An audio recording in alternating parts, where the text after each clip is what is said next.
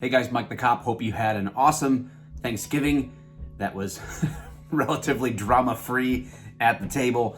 And if you were crazy enough to go out and do Black Friday shopping, I'm glad that you're still able to see this without having been trampled to death. Speaking of Thanksgiving, I wanted to share a story from a fellow officer who worked on Thanksgiving and didn't want to be named in this, but gave permission to share what he wrote. So I think it's very important to hear this, so listen in. So I worked an overtime detail, Black Friday sale at Walmart. I like working these things. I get to walk around and talk to people, usually resulting in their customers and I laughing. Well, that's how the majority of the detail went. I walked around the store and interacted with people. I was having a blast, not to mention today is Thanksgiving and my birthday. Happy birthday, by the way, brother. So nothing really exceptional occurred. I mean, the walkways at times would get congested, but overall, everyone was doing fine. As the night began to dwindle down and the amount of customers started to go from crowds to normal levels, I stopped near the checkout lanes and began talking to people. I'm there for about 5 or so minutes and walk off. I walk past an African-American man wearing an orange hat, I believe, and he makes a comment. Something along the lines of me killing black people. Honestly, I was shocked and stated, "Excuse me?" He then started with the whole cops are murderers who are trigger happy and can't wait to kill black people. I told him he was wrong and that's not me.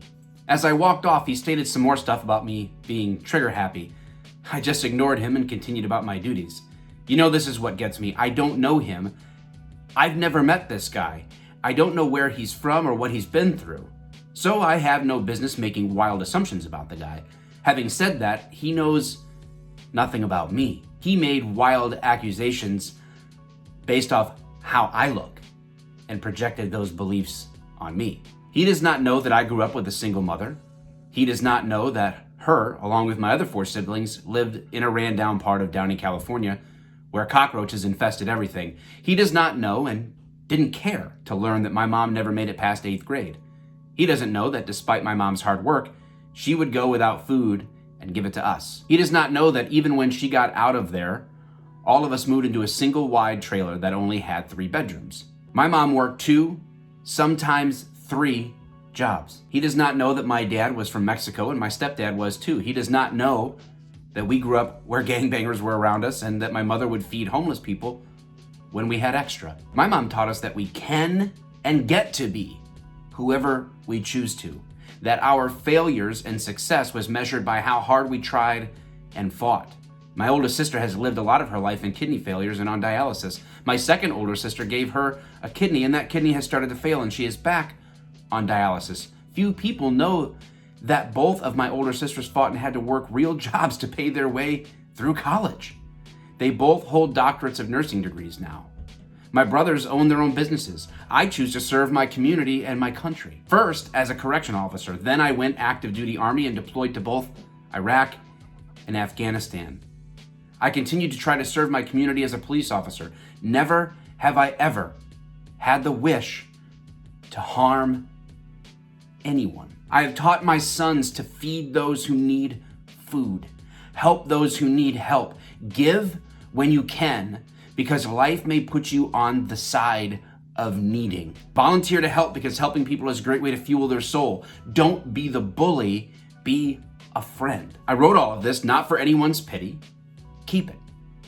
Why would someone accuse someone of something based off of how they look when by their own statements believe that the same thing is being done to others?